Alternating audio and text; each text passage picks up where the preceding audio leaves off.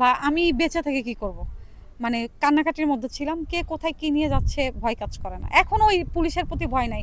অনেকেই বলে যে হচ্ছে পুলিশের ভয়ে আমি নাকি চুল কেটে হচ্ছে পাগলের অভিনয় করছি।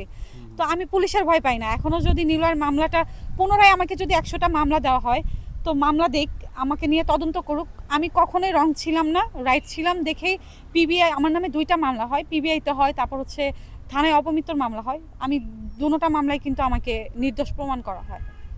তো পুলিশের ভয় এখনো আমি পাই না। আচ্ছা আচ্ছা, ঠিক আছে দর্শক, আপুর অ্যান্সারটা খুবই ভালো ছিল। আমি এখন পরবর্তী কোশ্চেনে যাচ্ছি, সেটা হচ্ছে কোন সবজি মানুষ খেতে পছন্দ করে না? করল্লা।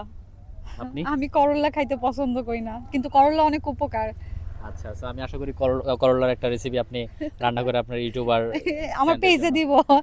হ্যাঁ, আমি করলা ভাজির একটা রেসিপি দিছিলাম, ওই ভিডিওটা প্রায় 18 লাখ মানুষ দেখছিল, যে আমি করলা ভাজি তিতা হয়ে যায় কিভাবে করব। তো ওইখানে অনেক ভাইয়া আপুরা হচ্ছে আমাকে কমেন্ট করে শিখাই দিচ্ছিল যে এইভাবে করলা ভাজি করলে তিতা হবে না। অনেক অনেক কমেন্ট আছে সেখানে। So, আমরা একটা এটার পার্ট 2 দেখতে চাই। So, আমি এখন পরবর্তী কোশ্চেনে যাব, সেটা হচ্ছে নওশিন আপু বিয়েতে কত টাকা খরচ হবে? নেক্সটে আপনার যে প্ল্যান? আহ, আহ, কোনো খরচ হবে না বিয়েতে, এখন কোনো প্রোগ্রাম হবে না, যেহেতু ছেলেরও চলে যাওয়ার সময় হয়ে গেছে, কারণ সময় খুব কম। এখন কাবিন করে রেখে দিবে, পরে যদি আল্লাহ বাঁচায় রাখে যদি যায়, পরবর্তীতে অনুষ্ঠান সে হবে পরবর্তীতে। আসার পরে অনুষ্ঠান করবে। এখন কাবিন করে রাখবে, আমি আমার বাসাতেই থাকবো, শ্বশুরবাড়িতে যাব না। তো পরবর্তীতে যদি বেঁচে থাকি, যদি আসে, তখন অনুষ্ঠান হবে, তখন তোমরা দাওয়াত পাবা। আচ্ছা, তো পরবর্তী কোয়েশ্চেন হচ্ছে নওশিন আপু বর্তমানে আপনার মেন্টাল হেলথ কীরকম? আপনি মানসিকভাবে 1-2 বছর আগে যেরকম ছিলেন, রেগে যেতেন বা মুড অফ থাকতো, মাথা আউট হয়ে পড়তো, রাগারাগি করতেন হুট করে, তো এখন আপনার অবস্থা কেমন? আপনি কেমন আছেন এখন? তোমাদের সাথে অনেক রাগারাগি করছি, রনি ভাইয়ের সাথেও করছি। রনি ভাই আজকে কয় বছর পর আসছে আমার সামনে।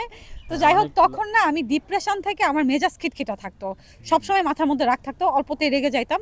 কিন্তু এখন আল্লাহর রহমতে আগের থেকে অনেকটা সুস্থ, আমি ডক্টরের ট্রিটমেন্টে আসি, এখনও কাউন্সিলিং করি মেডিসিনের উপরে। তবে আমার ঘুমটা আসে না, ঘুম একদমই রাতে হয় না। ঘুমের মেডিসিন খেলে তারপর আমার ঘুম হয়, মানে ঘুমটা এখন বর্তমানে আসে না। হ্যাঁ, বর্তমানে ঘুমের মেডিসিন খেলে আমার ঘুম হয়, কিন্তু ঘুমের মেডিসিনটা আমি ছাড়তে পারতেছি না। তবে আলহামদুলিল্লাহ আগের থেকে আমার রাগ অনেক কমে গেছে, আমি শান্ত হয়ে গেছি, মানে অনেকটা চেঞ্জ আসছে আমার এরকম তো লাইফে। মানে সারা রাত না ঘুমাইলেন, পরবর্তী দিনে ঘুম আসে না? দিনের বেলা তো না ঘুম না আসে। না, আমার পরবর্তীতে আমি যদি 1 দিন 2 দিন জেগে থাকি, মানে ওষুধটা আমার এমনভাবে অ্যাডিক্টেড হয়ে গেছে, আমি যদি আজকে 5 বছর ধরেই আমি এই ওষুধ খাই, তো আমি যদি ওষুধটা ছেড়ে দেই 12টার পরে, হয় কি আমার 8টার মধ্যে ওষুধ খেতে হয়। যদি কোনোদিন আমি চেষ্টা করছি যে ওষুধ ছাড়া ঘুমানোর জন্য, এমন হয়েছে রাত 12টা পার হয়েছে, আমার মানে শরীরের রক্ত শিরশির করে, মানে এটা একটা অ্যাডিক্টেড হয়ে যাও ওষুধের সাথে। মানে মাথা ছিঁড়ে আসে, যে আমি মানে কেমন জানি পাগলের মতো হয়ে যায়, তখন মনে চায় আমি হাত কামড়াই, পা কামড়াই, এরকম মনে হয়। তো তখন আমার মেডিসিনটা খেতে হয়, বা নিঃশ্বাস বন্ধ হয়ে ঘুমের আসে। ওষুধ। হ্যাঁ, এটা আমার আসলে 5 বছর খেতে খেতে আমি অ্যাডিক্টেড হয়ে গেছি। ও। ডক্টররা বলতেছে যে এটা ছাড়ার জন্য, অনেক বেশি কাজ করার জন্য, জিম করার জন্য। তবে আমি অনেক জিম করতে পারি না, জিমে যাওয়া আমার একদমই পছন্দ হার্ড না। ওয়ার্কিং করলে শরীর ক্লান্ত হ্যাঁ, আর থাকবে, আমি ঘুম যেহেতু আসবে তখন। বাসায় ব্লগিং করি, আমার তেমন কোনো কাজ নাই, তো ওরকম হাঁটাও হয় না, কোনো কাজও করা হয় না। তো কাজ করলে টায়ার্ড হলে ঘুম আসে, তবে ওরকম টায়ার্ড হওয়ার কোনো কাজ আমার নাই। আচ্ছা আচ্ছা, ঠিক আছে দর্শক, নরসিংদীর বর্তমানের অবস্থা আমরা জানলাম।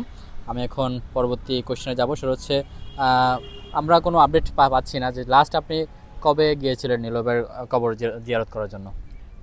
2 বছর হয়ে গেছে, 2 বছর হয়েছে আমার যাওয়া হয় না, 2 বছরে আমার যাওয়া হয় এত না। Long gap. লং গ্যাপ, ওখানে হচ্ছে হুজুর যেতে দেন, এখন অনেক কবর হয়ে গেছে ওখানে। ও। আগে তো কয়েকটা কম কবর ছিল, আর এখন হচ্ছে অনেক কবর হয়ে গেছে। আর হুজুর ওখানকার মানুষজন আমাকে যেতে মানা করে, এই জন্যই যেতে মানা করে যে ওখানে গেলে আমি কান্নাকাটি করি, কবর হ্যাঁ, দেখলে হ্যাঁ। খারাপ লাগে, এটা আসলে